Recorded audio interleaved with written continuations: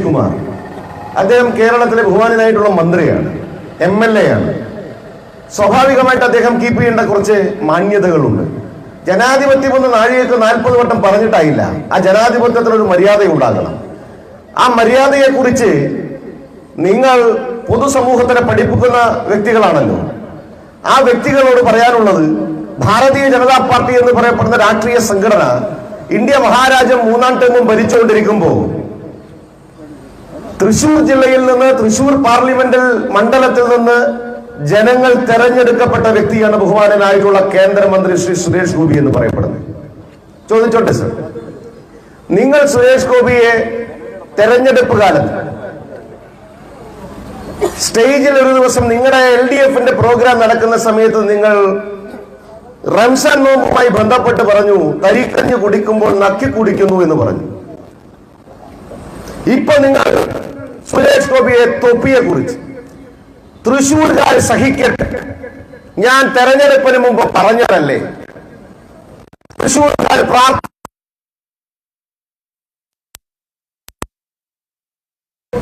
നല്ല ഭൂരിപക്ഷത്തിൽ തൃശൂരിൽ നിന്ന് ജയിച്ചിട്ടുണ്ടെങ്കിൽ അത് ഉൾക്കൊള്ളാനുള്ള പ്രാപ്തി കൃത്യമായിട്ട് തൃശൂർ ജനതയ്ക്കുണ്ട്.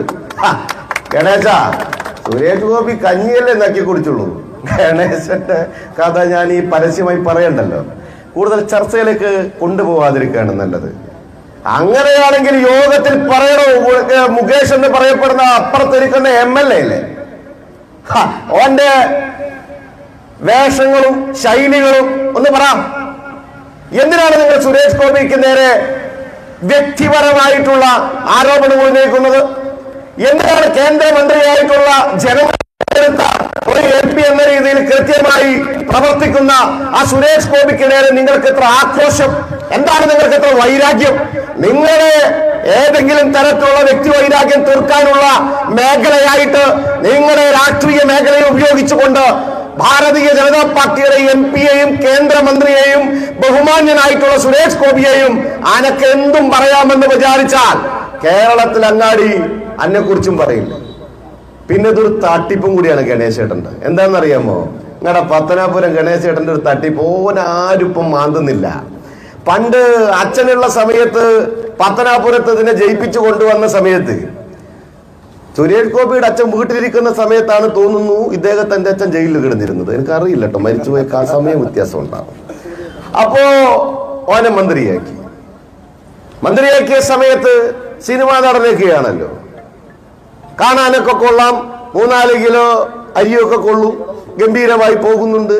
അപ്പോൾ ഓൻ എന്ത് ചെയ്തു? ലൈറ്റനിങ് എക്സ്പ്രസ്, മഞ്ഞയിൽ പച്ചക്കളറുകൾ അങ്ങനെയൊക്കെ കൊണ്ടുവന്ന ജനങ്ങൾ മുന്നിലെ കണ്ണിൽ പൊടിയിട്ട് വികസന നായകൻ എന്നൊക്കെ പറഞ്ഞ് ഇങ്ങനെ കൊണ്ട് എഴുന്നള്ളിച്ച് നടന്നു. ഞാൻ ചോദിച്ചോട്ടെ, പത്തനാപുരത്ത് 2000 മുതലാ തോന്നുന്നു 25 വർഷമായി എന്നുണ്ട് വിശ്വാസം. അല്ലെങ്കിൽ ഒന്ന് കുറഞ്ഞാലും കുഴപ്പമില്ല, കൂടിയാലും കുഴപ്പമില്ല. കാലം ഇത്രയായി MLA ആയിട്ട് ഒന്ന് നിങ്ങൾ വിലയിരുത്തുക. സുരേഷ് ഗോപിയെ നോക്കി കൊഞ്ഞനം കുത്തിയ ഗണേശനും രാജ്യസഭയിൽ ഇരുന്ന സുരേഷ് ഗോപിയും കേന്ദ്രമന്ത്രിയായി പ്രവർത്തിക്കുന്ന സുരേഷ് ഗോപിയും തമ്മിലുള്ള പ്രവർത്തനത്തെ നിങ്ങളൊന്ന് തുലനം ചെയ്താൽ ഓന്റെ പാർട്ടിക്കാർ വരടിക്കും ഗണേശന്. എന്തിനാ? കാരണം മാന്യത കാണിക്കുന്നില്ല എന്ന് മാത്രമല്ല, അനാവശ്യമായിട്ടുള്ള വിവാദങ്ങളിലേക്ക് സുരേഷ് ഗോപിയെ ഇറക്കുക വഴി അവനവനെ ഒന്ന് പോക്കുക. നെഗറ്റീവായാലും വേണ്ടില്ല, കേരളങ്ങാടി മുഴുവൻ എന്റെ പേര് പറഞ്ഞ് ഒന്ന് BJP-ക്കാർ നടക്കുമല്ലോ. പോലീസുകാരെ സംബന്ധിച്ചിടത്തോളം വടം കെട്ടി ഗണേശന്റെ വീട്ടിലേക്കുള്ള യാത്ര തടയുമല്ലോ. ഇത്യാദി കാര്യങ്ങളാണ് ഉദ്ദേശമെങ്കിൽ ചോദിച്ചോട്ടെ, ഞങ്ങൾക്ക് നിങ്ങളെ വീട്ടിലേക്കും വരാനറിയാം, ഞങ്ങൾക്ക് നിങ്ങളെ വേണമെങ്കിൽ തടയാനും അറിയാം. ഞങ്ങൾക്ക് നിങ്ങളെ തടഞ്ഞു നിർത്തി ഈ സമൂഹത്തിനോട്, സുരേഷ് ഗോപിയോട്, കേന്ദ്രമന്ത്രിയോട് മാപ്പ് പറയാനും പറയിപ്പിക്കാനും അറിയാം. ചോദിച്ചോട്ടെ ഗണേശൻ, സുരേഷ് ഗോപിയെ കുറിച്ച് പറയാൻ എന്ത് അവകാശം നിങ്ങൾക്കുണ്ട്? വ്യക്തിപരമായി, രാഷ്ട്രീയപരമായി, സംഘടനാപരമായി ഗണേശൻ എന്ത് വാല്യൂ ആണ് സുരേഷ് ഗോപിയെ കുറിച്ച്, ആദരണീയ MP കേന്ദ്രമന്ത്രിയെ കുറിച്ച് പറയാനുള്ളത്? രാഷ്ട്രീയപരമായിട്ട് എങ്ങനെ കോൺഗ്രസ് ബി, അതൊരു ബി ഉണ്ടെന്ന് വിചാരിച്ചത് BJP-ന്റെ ഒപ്പം ആകൂല. ഇത് മാണിക്കായ മറ്റേ BJP എന്ന് പറയപ്പെടുന്ന ഇന്ത്യ മഹാരാജ്യം ഭരിക്കുകയാണ്. ഈ ഒരു ബിയും വെച്ച് രാഷ്ട്രീയമായിട്ട് BJPയോട് കോർക്കാൻ ഗണേശനെ കൊണ്ടാവോ?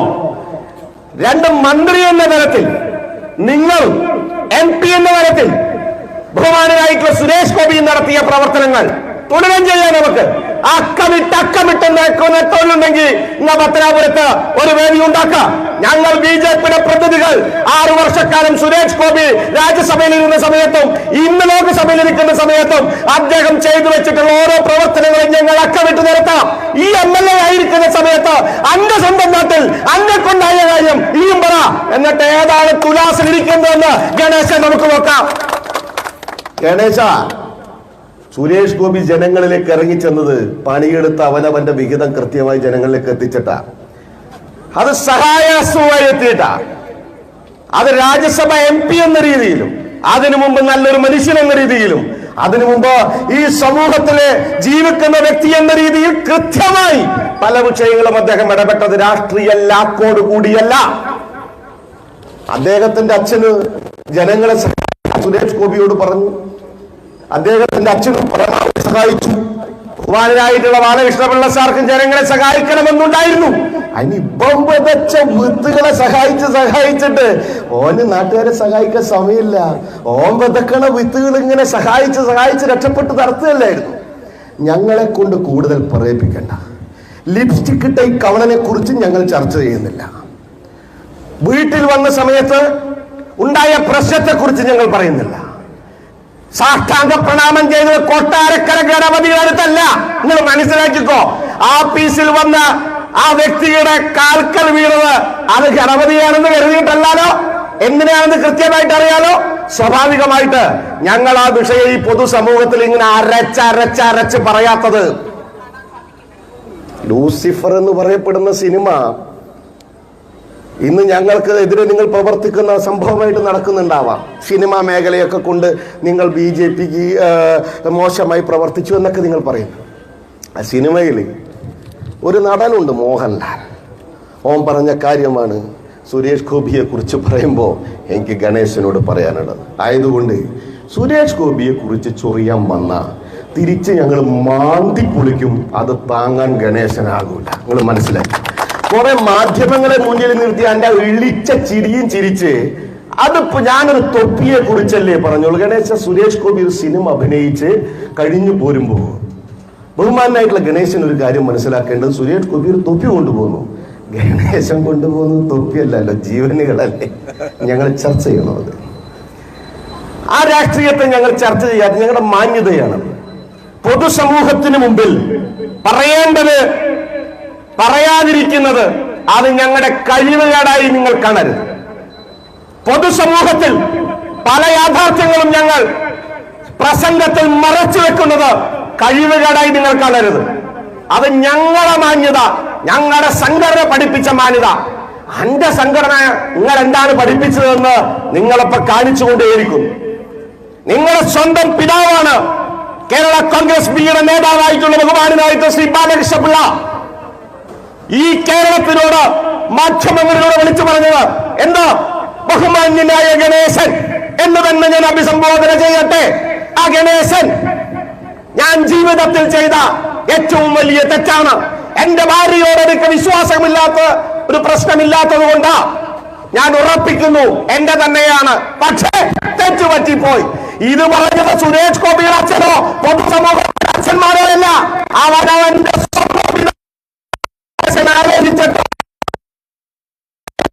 മാത്രമേ താങ്കൾ പറയാനുള്ളൂ. കണ്ണാടിയിൽ നോക്കി സുരേഷ് ഗോപിയെ പറയുന്ന സമയത്ത് അവനവനാകുന്നവനാണോ, പാകമുള്ളവനാണോ, യോഗ്യനാണോ എന്നൊന്ന് ചിന്തിച്ചാൽ ബഹുമാനായ ഗണേഷ് കുമാർ താങ്കൾക്ക് നല്ലതാണ്.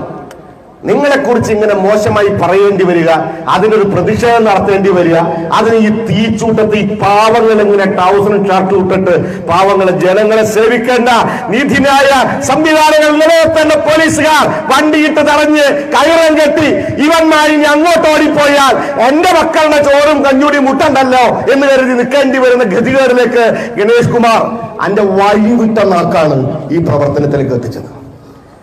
പറ, പത്തനാപുരത്തെ എല്ലാ റോഡുകളും കറക്റ്റാണോ? പത്തനാപുരത്തെ എല്ലാ മേഖലകളും കൃത്യമാണോ?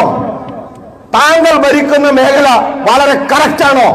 അതൊക്കെ ഒന്ന് വിശകലനം ചെയ്തിട്ട് ആദരണീയ നരേന്ദ്രമോദിയുടെ ക്യാബിനറ്റിൽ, പിണറായി വിജയന്റെ ക്യാബിനറ്റിലുള്ള കപ്പലണ്ടി മന്ത്രി അല്ലട്ടോ കേന്ദ്രമന്ത്രി സുരേഷ് ഗോപി. നിങ്ങൾ മനസ്സിലാക്കണം, ലോകരാഷ്ട്രം ബഹുമാനിക്കുന്ന, ലോകരാഷ്ട്രങ്ങൾ ബഹുമാനിക്കുന്ന, ഇന്ത്യയുടെ വളർച്ചയെ അംഗീകരിക്കുന്ന, ഈ നാടിനെ കൈപ്പിടിച്ചുയർത്തുന്ന ആദരണീയ പ്രധാനമന്ത്രി ബഹുമാനായിട്ടുള്ള നരേന്ദ്രമോദിയുടെ ക്യാബിനറ്റ് മെമ്പർമാരിൽ മിനിസ്റ്റർ ഓഫ് സ്റ്റേറ്റ് ആണ്.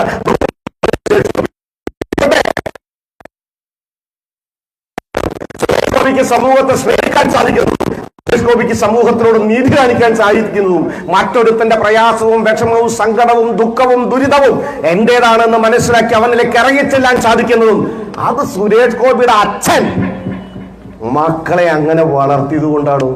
ഓന്റെ ബീജാഭാവത്തിൽ ഉണ്ടായിട്ടുള്ള വ്യക്തി നല്ലവനായി പിറക്കണമെന്നുള്ള അദ്ദേഹത്തിന്റെ ആ ചിന്താധാരയുടെ അടിസ്ഥാനത്തിലും അദ്ദേഹത്തിന്റെ ജീവിതവും ശുദ്ധിയായതുകൊണ്ടാണ് മക്കൾ മക്തിയും വെടുപ്പായിട്ട് വരുന്നത്.